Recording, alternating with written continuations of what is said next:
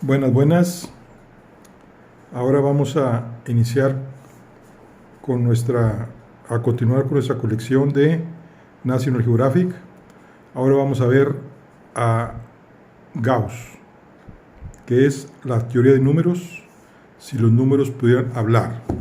Bueno, pero ¿quién es Gauss? Bueno, vamos a decir que Gauss, su nombre completo es Johann Carl Federico Gauss. Nació el 30 de abril de 1777 en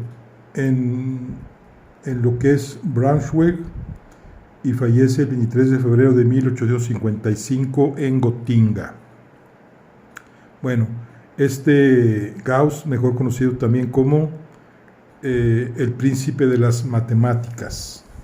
Se dice que fue pues un matemático, astrónomo y físico alemán que contribuyó significativamente en muchos ámbitos, incluida la teoría de números, el análisis matemático, la geometría diferencial, la estadística, el álgebra, la geodesia, el magnetismo y la óptica. Dice que, considerado ya en vida como el príncipe de las matemáticas, Gauss ha tenido una influencia notable en muchos campos de las matemáticas y de la ciencia. Fue de los primeros en extender el concepto de divisibilidad a otros conjuntos, además de los números enteros. Gauss pronto fue reconocido como un niño prodigio, pese a provenir de una familia campesina de padres con poca cultura. Su madre sabía leer, aunque no escribir. Su padre sí, pero en cuanto a las matemáticas, no pasaban de la aritmética más elemental. De Carl Federico Gauss existen muchas anécdotas acerca de su asombrosa precocidad. Hizo sus primeros grandes descubrimientos en el bachillerato, siendo apenas un adolescente. Dice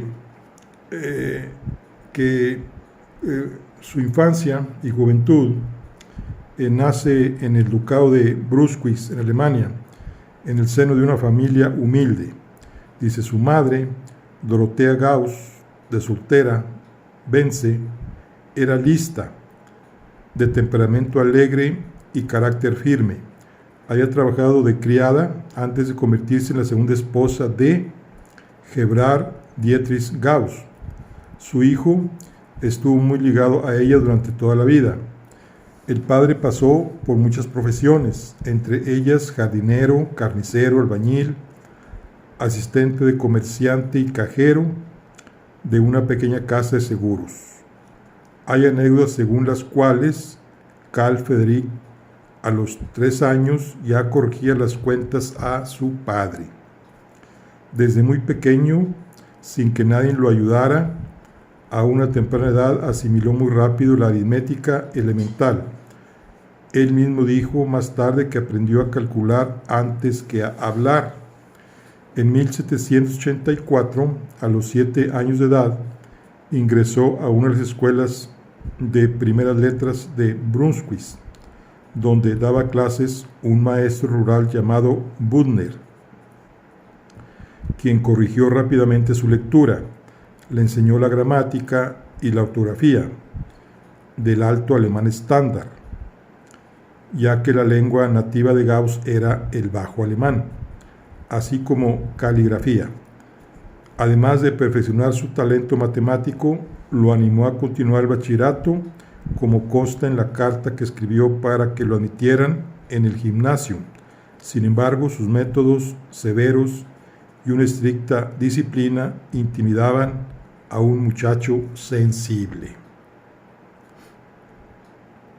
Se cuenta la anécdota de que a sus 9 años de edad, durante la clase de aritmética, el maestro propuso el problema de sumar los números del 1 al 100, con la mera finalidad de mantener entretenido a los chicos.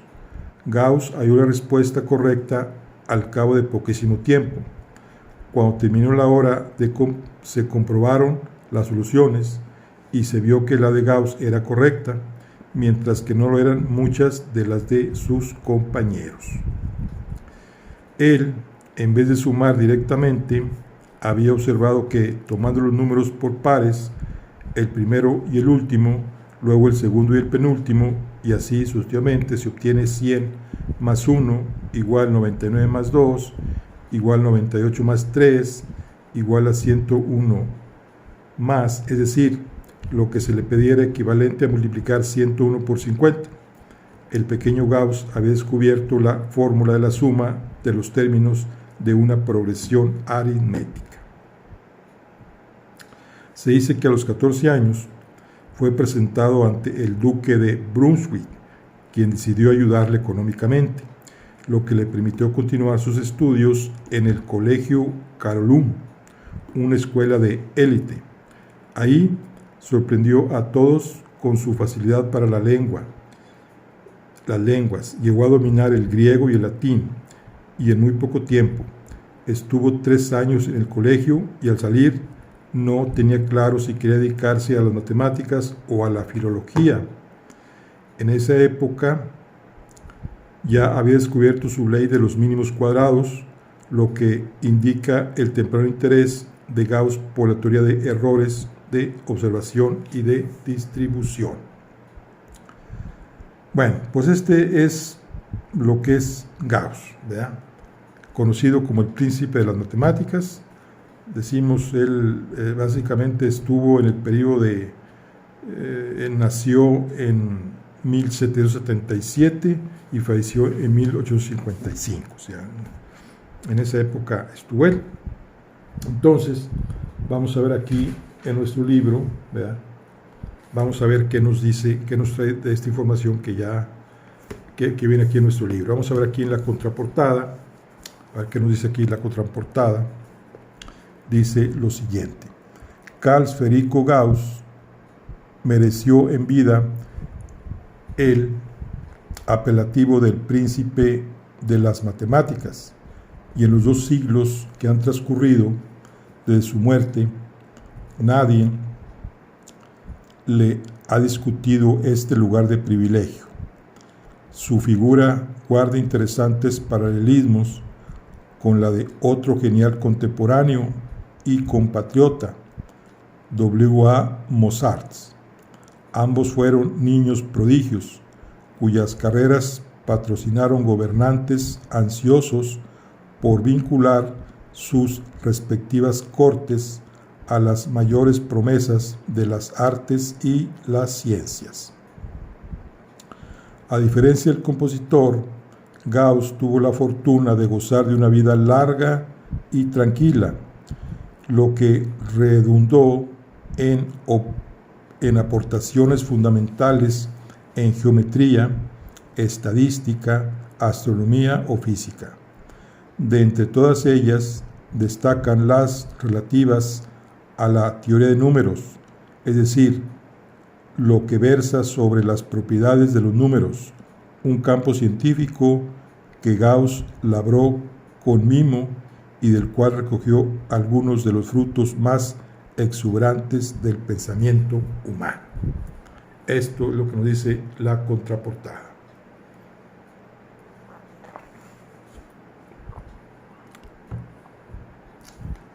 Vamos a ver qué tan grueso está este libro. Este libro consta de 167 páginas. Muy bien. Pues vamos a verlo ya por dentro. Vamos a ver aquí.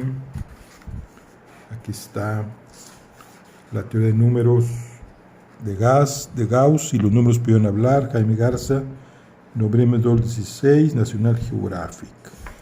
Vamos a ver aquí quién es el autor. Dice que su autor es Antonio Rufián Lizana. Es profesor del Departamento de Estadística de I.O. de la Universidad de Sevilla. Es autor de artículos y libros de investigación matemática y de una novela de ficción. Este es del 2012, es una colección de RPA. Son de los coleccionables. Entonces, No viene el traductor, pero bueno, ¿por qué decir? Bueno, entonces el autor es Antonio Rufián Lizán, pues es español, entonces escrito en español, impreso en España. Aquí viene lo que es el índice, introducción, primeros destellos de un prodigio de los números, disquisitiones aritméticae, un método para encontrar planetas, poniendo en orden los números primos, aportación de geometría y en física, el legado del príncipe de las matemáticas. Muy bien. Vamos a ver entonces aquí algo de la introducción. Algo de la introducción, para que nos dice en esta introducción. Dice, si se hiciera un muestreo entre los profesionales para que confeccionaran una lista de los 10 matemáticos más importantes e influyentes de la historia, estamos seguros de que casi todos ellos incluirían a Carl Federico Gauss. Esta conjetura, como veremos en este libro, hacer conjeturas es un método de trabajo muy propio de matemáticos, está fundamentada en dos motivos. El primero es la enorme importancia de sus aportaciones matemáticas. Para evitar que se nos acuse de constatar lo obvio, conviene señalar que la valoración de la importancia de los resultados científicos es un ejercicio siempre subjetivo, aun en el caso de una ciencia tan objetiva como las matemáticas. Y sin embargo, las matemáticas creadas por Gauss resisten cualquier tipo de valoración y su influencia es unánimemente reconocida. El segundo motivo es la amplitud de los temas a los que Gauss dedicó con enorme éxito su curiosidad. En la actualidad, las matemáticas son tan vastas que los que se dediquen a ellas conocen en profundidad solo la parte cercana a su campo de investigación.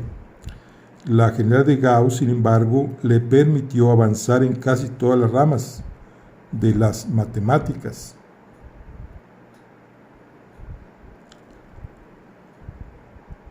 En consecuencia, tanto los especialistas en análisis matemático como los de análisis numérico, tanto los geómetras como los algebristas, los estadísticos o incluso los físicos matemáticos ven en Gauss a uno de los nuestros. Quiere decir que Gauss, su genialidad tuvo para entender o aplicar todas las matemáticas y aportó en todas las diferentes matemáticas. Dice, con excesiva frecuencia se usan adjetivos como niño prodigio o genio de las matemáticas, pero pocos matemáticos tendrían algo que objetar al hecho de que tales calificativos se atribuyan a Gauss. El simple número de ideas nuevas y descubrimientos que produjo el matemático alemán, incluso antes de cumplir los 25 años, parece inexplicable. Hijo de padres pobres, Gauss tuvo la suerte de poder sacar provecho de su talento matemático. Había nacido en una época en la que las matemáticas eran todavía una actividad privilegiada, financiada por cortesanos y mecenas, o practicada a ratos libres por aficionados como Pierre de Fermat. El protector de Gauss fue Carl William Ferdinand, duque de Brunswick, que le permitió dedicarse a su vocación sin el apremio de tener que ganarse el sustento con alguna otra ocupación más rentable económicamente. En un acto de gratitud, Gauss le dedicó su primer libro, las Disquisiciones aritméticas, de 1801, con lo que el duque vio asociado así su nombre a uno de los volúmenes capitales de la historia de las matemáticas. Gauss vivió en un periodo de extraordinario desarrollo político y social. Su adolescencia coincidió con la Revolución Francesa, pues tenía 12 años cuando se tomó la Bastilla. Vivió el apogeo de Napoleón en su madurez y su derrota en Waterloo con 38 años. Alcanzó a ver la Revolución Liberal de Alemania de 1848, con más de 70 años. Durante ese periodo tuvo lugar la primera revolución industrial, que tan grandes efectos tuvo en la vida política y social europea. El desarrollo de la industria permitió llevar a cabo experimentos impensables hasta ese momento con telescopios y otros instrumentos ópticos mejores y más eficaces. Como veremos, la vida de Gauss estuvo influida por todos estos sucesos.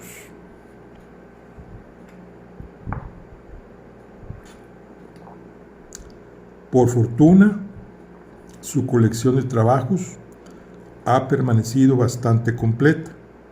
Mucha de la correspondencia relevante de Gauss ha sido publicada. Sin embargo, Gauss era muy celoso de sus descubrimientos matemáticos y usaba un lenguaje cifrado para protegerlos. En opinión de algunos, la falta de difusión de sus trabajos ha provocado un retraso de medio siglo en el desarrollo de las matemáticas. Si Gauss se hubiera preocupado por divulgar la mitad de lo que descubrió y no hubiera sido tan críptico en sus explicaciones, quizá las matemáticas habrían avanzado más rápidamente. Su diario matemático no pasó de manos de su familia al conocimiento público hasta el año de 1898. Su estudio confirmó que Gauss había probado sin publicarlos muchos resultados que otros matemáticos intentaron demostrar hasta bien entrado el siglo XIX. Sostuvo siempre que las matemáticas eran como una obra de arquitectónica. Un arquitecto no dejaría jamás los andamios para que la gente viera cómo se había construido el edificio. Desde luego, esta filosofía no ayudó a sus colegas contemporáneos a la comprensión de su obra. Fíjense lo interesante que está. La estructura lógica del tratamiento de los problemas matemáticos propuesta por Gauss, en la que se enuncian los resultados o teoremas, se procede a su demostración y se culmina con las consecuencias o corolarios. Sigue siendo en la actualidad el modo aceptado de presentar los resultados matemáticos. El matemático alemán se negaba a anunciar resultados no demostrados, y esa renuncia supuso un punto de inflexión en la historia de las matemáticas. Si bien los antiguos griegos habían introducido la idea de la importancia de la demostración como componente indispensable del proceso matemático antes de la época de Gauss, los matemáticos se interesaban mucho más por la especulación científica sobre su disciplina. Si las matemáticas funcionaban, no se preocupaban demasiado de justificar de forma rigurosa lo que hacían. Cuando Gauss se ocupó de la aritmética y de la teoría de números, estas disciplinas estaban constituidas por colecciones aisladas de resultados sin conexión entre ellos. Gauss se recopiló los conocimientos existentes y los unió en un marco común, señalando y corrigiendo los errores existentes. Llevó a las matemáticas del siglo XIX a cumbres insospechadas unos años antes y elevó la aritmética superior a la cima de las matemáticas. Citando sus propias palabras, las matemáticas son la reina de las ciencias y la aritmética es la reina de las matemáticas. Su primer gran resultado, cuando aún no había cumplido los 19 años, fue el descubrimiento del método para construir con regla y compás el polígono de 17 lados, el heptadecágono.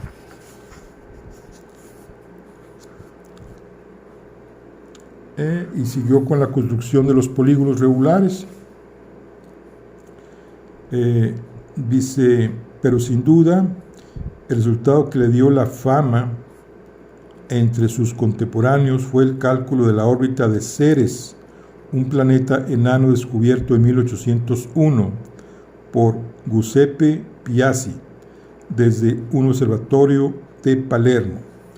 Este reconocimiento popular le llevó a adentrarse en la astronomía y llegó a ser director del observatorio de Gotinga. Es más que posible que sus observaciones astronómicas lo distrajeran de su trabajo matemático puro, en el que era más difícil encontrar la fama. También anduvo en lo que es la astronomía. ¿Qué más dice? Dice, Gauss abordó desde muy temprano el llamado teorema fundamental de la álgebra, que básicamente establece que un polinomio tiene tantas raíces o valores donde el polinomio vale 0. También estuvo con su análisis numérico. Acá nos dice que entre 1812, 1818 y 1832, Gauss dirigió un vasto proyecto para topografiar el reino de Hannover. Se trataba de un enorme encargo con implicaciones políticas y militares, además de las científicas. Fíjense, la influencia de Gauss en los matemáticos posteriores es enorme. Basta señalar que fue profesor de Bernhard Riemann y Julius Wilhelm Richard Dedekind, dos de los más grandes matemáticos del siglo XIX. Sus aportaciones se produjeron, como ya se ha apuntado anteriormente, en todos los campos de las matemáticas, tanto puras como aplicadas. Además, también merece un puesto de honor en la física y sus contribuciones en magnetismo, óptica y geodesia se encuentran entre las más destacadas de su época. Así pues, no es exagerado el título póstumo que recibió de Príncipe de las Matemáticas y que el rey Jorge V de Hannover hizo acuñar en una moneda conmemorativa. Según el historiador matemático Eric Temple Bell, en opinión compartida por la mayoría de sus colegas, Gauss ocupa junto a Arquímedes y Newton el podio de los grandes genios de las matemáticas. Pues este es Gauss. Vamos a ver aquí algo del libro. ¿Cómo está? Vamos a ver aquí lo que es la cronología. Dice que en el 1777, nace Carl Federico Gauss en Brunswick, Alemania, único hijo del matrimonio formado por Gerhard Dietrich Gauss y Dorothea Bense. En el 84 entra en la escuela elemental de Brunswick, tiene por profesores a J. G. Bühler y Martin Barles, que reconocen su capacidad y lo estimulan. En el 91 es presentado al duque de Brunswick, que será su protector. En el 95 Gauss deja Brunswick y se traslada a la Universidad de Gotinga, donde comienza sus estudios universitarios. En el 96 descubre el método de construcción del polígono de 17 caras con regla y compás. Este éxito hace que se decida por las matemáticas como su dedicación principal. En el 99 presenta su tesis de licenciatura en la Universidad de Helmstedt. En dicho trabajo proporciona la primera demostración del teorema fundamental del álgebra. En el 1801 publica Disquisiciones aritméticas, su mayor aportación a la teoría de números. En la obra recoge sus investigaciones de años anteriores, entre ellas las relativas a la aritmética modular, los números complejos y la ley de reciprocidad cuadrática. Determina la órbita de Ceres por el método de mínimos cuadrados. En el 05 se casa con Johanna Oxhoff, con la que tendrá 3 hijos, Joseph, Mina y Louis, que moriría con pocos meses. En el 09 fallece la primera esposa de Gauss. También publica su obra más importante de contenido astronómico, Theoria Motus Corporum Coelestium in Sectionibus Conix Solens Ambientium.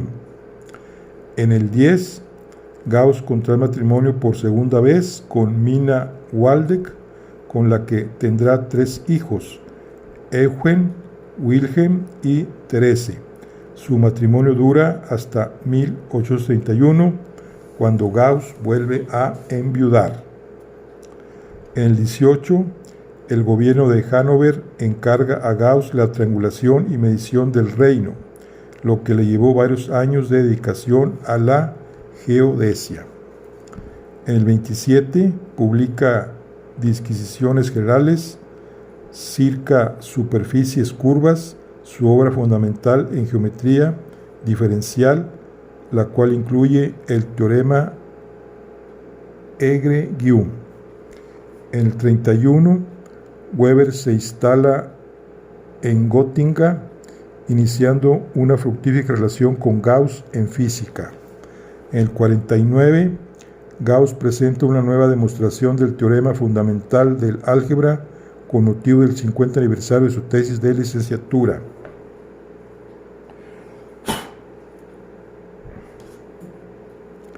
Y en el 55 muere la madrugada del 23 de febrero mientras dormía plácidamente a la edad de 77 años de edad. Bueno, vamos a ver aquí ahora por dentro, capítulo 1, dice primeros destellos de un prodigio de los números. Aquí vienen, todo viene. Aquí viene lo que es. Dice, no es el conocimiento, sino el acto de aprendizaje, y no la posesión, sino el acto de llegar ahí, lo que concede el mayor disfrute. Aquí está mejorando a Newton, precocidad aritmética, el principio de inducción, interesante, formación académica de Gauss, está. Este es un retrato de Gauss, al óleo pintado en 1803. Aquí está la Universidad de Gotinga en Alemania, dice que auditorio de Gotinga. Farkas Bolais dice que fue el único que supo interpretar mis criterios metafísicos sobre matemáticas. Aquí están los trazos. Aquí está Pierre de Fermat, alumno de Gauss, según aquí. Capítulo 2, aquí está lo que es disquisiciones aritméticas. Dice, las matemáticas son la reina de las ciencias y la aritmética es la reina de las matemáticas. Raíz de 2, números racionales. Aquí están los números complejos. Acá está también Euler. Está muy interesante. Estos son libros para estudiarlos. Discriminante y polinomio. Primeros y segundos matrimonios, el Nobel de la Matemática. Aquí está María Sofía Germain, también Germain, otra gran matemática. Capítulo 3, aquí el método para encontrar planetas. Aquí está.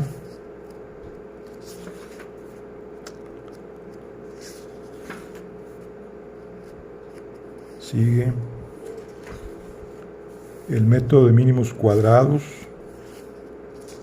Polémica con Legendre. Aquí está Legendre. Aplicación del método de mínimos cuadrados a la estadística. La famosa campana de Gauss, que actualmente se usa. Capítulo 4, poniendo orden entre los números primos. También se dedicó a los números primos. Ya saben que los números primos son caprichosamente, aparecen en donde quiera, como se dice, que no tiene ninguna secuencia. Aquí está. Tiene aplicación de los logaritmos, también anduvo con los logaritmos, el Gauss. La hipótesis de Riemann. No, pues sí, muy interesante este libro, que de mucho estudio. Problema del milenio. Aquí está lo que dijo David Hilbert, matemático que propuso la famosa lista de los 23 problemas sin resolver en 1900. Dice: si yo despertara después de dormir 1000 años, mi primera pregunta sería: ¿se ha probado ya la hipótesis de Riemann?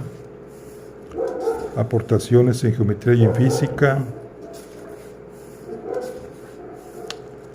La medición del reino. Aquí está ya. Aportaciones. Gauss y la teoría de la relatividad. También andaba con algo con Einstein. Gauss y la física. Aquí está. Colaboración con otros. El legado del príncipe de las matemáticas.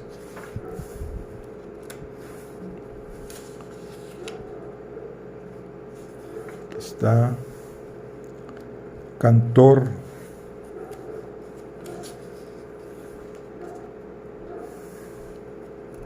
Dice que le traía la literatura inglesa.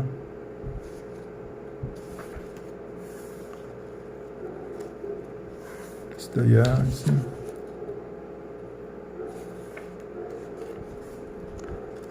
Escogidos. Dice, como se decía en la introducción, todos los matemáticos, sin importar la especialidad, podemos contar a Gauss entre los nuestros.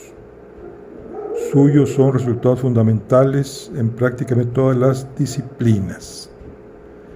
Dice, muchos de sus resultados habrían sido encontrados eventualmente por otros matemáticos porque eran necesarios para el avance de la ciencia, pero es seguro que se habría trazado de décadas. Gauss fue uno de esos pocos escogidos. Muy bien, pues este es el libro de la teoría de números de Gauss, de la colección National Geographic. Este libro es un excelente libro, trae toda aquí la información. Es un libro de estudio, no es nomás de leerse así, trae grados matemáticos y trae lo que es toda la vida y obra de el príncipe de las matemáticas, Carl Federico Gauss. Bueno, aquí concluimos la charla del día de hoy. Nos vemos en la siguiente. Hasta luego.